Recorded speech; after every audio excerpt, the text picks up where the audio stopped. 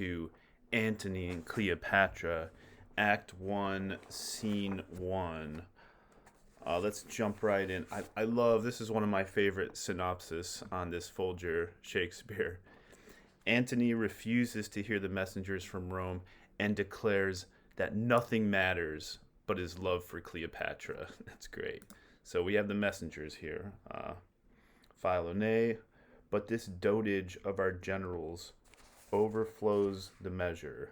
The dotage, just as Antony so just enthralled, enraptured, in love, and just languoring with Cleopatra. Overflows the measure. Those his goodly eyes that o'er the files and musters of the war have glowed like plated Mars, armored Mars. These old Antony's eyes before he was this great warrior now bend, now turn the office, the service, and devotion of their view upon a tawny front. The tawny front, that's Cleopatra's visage, right? His captain's heart, which in the scuffles of great fights hath burst the buckles on his breast, reneges all temper, and is become the bellows and the fan to cool a gypsy's lust.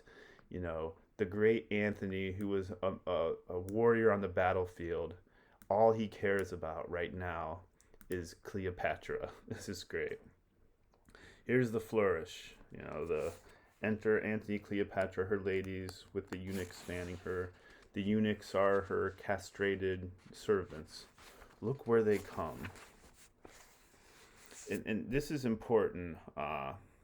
Antony in the play, if we know their ages, Antony is around the early 40s, maybe 43. Cleopatra's not young. I don't, we'll have to, she's probably in her 30s. It's important to juxtapose Mark Antony, and Octavius Caesar, who Octavius is like 23. So he's young, cares only about power, and Antony's in this different state here. Take but good note, and you shall see in him the triple pillar. He's one of the triumvirs with Octavius and Lepidus, right? Of the world transformed into a strumpet's fool. So he's just a strumpet, Cleopatra's the strumpet, Antony's the fool. Behold and see. Cleopatra, if it be love indeed, tell me how much. There's beggary in the love that can be reckoned. I'll set a born, how far to be beloved. Tell me how much you love me. Tell me, right? I'll set a born here, a limit. Then must thou needs find out new heaven, new earth, beyond all heaven and earth. You got to find new heaven and new earth to account for all the love I feel for you. Here's the messenger. News, my good lord, from Rome. Antony, grates me, the son, like, I don't want to hear anything about Rome. I'm here now. Nay, Cleopatra, nay, hear them, Antony. Fulvia, perchance, is angry.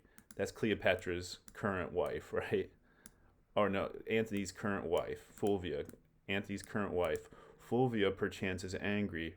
Or who knows if the scarce bearded Caesar, that's young Octavius there, right? Who's Julius Caesar's nephew, who was murdered, assassinated.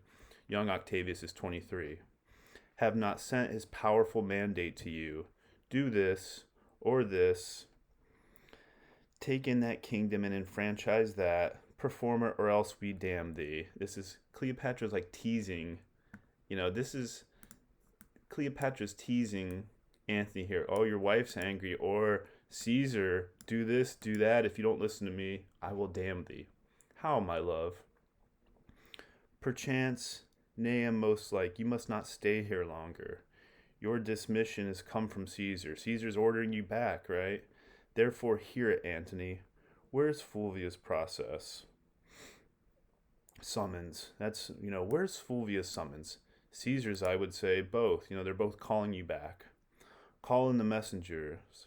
As I am Egypt's queen, thou blushest, Antony, and that blood of thine is Caesar's homager, vassal. And so thy cheek pays shame when shrill-tongued Fulvia scolds the messengers.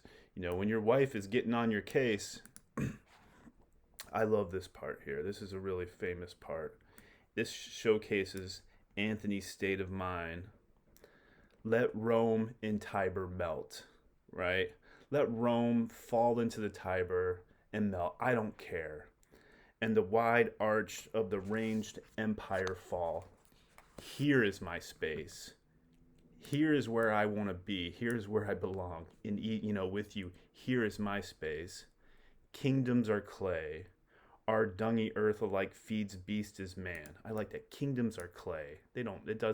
Nothing matters but my time and love for you here now. The nobleness of life is to do this. These other people think it's noble to be on the battlefield fighting, warring, fighting. The nobleness of life is to do thus, right? To be here with you.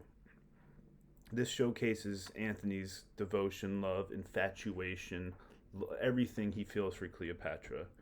When such a mutual pair and such a twain can do it, in which I bind on pain and punishment, the world to wit, to world to know, we stand up peerless. There's a pride, there's a pridefulness here with both Antony and Cleopatra here too. When the two of us are together, we stand up peerless. There's no one else, no two can on this earth match us. Let Rome fall into the Tiber and melt. I don't care. But Cleopatra here teasing him, excellent falsehood. Why did he marry Fulvia and not love her? I'll seem the fool I am not. Antony will be himself. Antony will be Antony, right? The peerless Antony, the fool he is. He's both, he's being foolish and great here. But stirred by Cleopatra, stirred here, angered, inspired, and inflamed. Now for the love of love and her soft hours. Let's not confound the time with conference harsh. Let's not fuss here. We're not fussing. Why are we fussing? There's not a minute of our lives should stretch without some pleasure now. What sport tonight? Here's that languorousness that I mentioned in the intro. Antony. There's not a minute of our lives should stretch without some pleasure now. Play, pleasure. What sport tonight? What are we going to do tonight? Hear the ambassadors. Fie, wrangling queen, whom everything becomes to chide, to laugh, to weep, whose every passion fully strives to make itself in thee fair and admired, no messenger but thine, and all alone tonight we'll wander through the streets. I like this. What are we going to do tonight? Tonight we'll wander through the streets. Two of the most powerful people on earth. We'll just wander through the streets together and note the qualities of people and just look at people. We're just going to hang out and look at people. Come, my queen. Last night you did desire it. Speak not to us. Is Caesar with Antonia's prize so slight? Sir, sometimes when he is not Antony, I like this, he comes too short of that great property, which still should go with Antony. The property here, quality. He's not of himself. I am full sorry that he approves, corroborates the common liar, who thus speaks of him at Rome. But I will hope of better deeds tomorrow. Rest you happy. So this Act 1, Scene 1, we see the infatuation, love, enraptured, Antony and Cleopatra just hanging out. There's news from Rome. Fulvia and Octavius Caesar want Antony to come back. He's like, no, I'm hanging out here. So that sets up Act 1, Scene 1.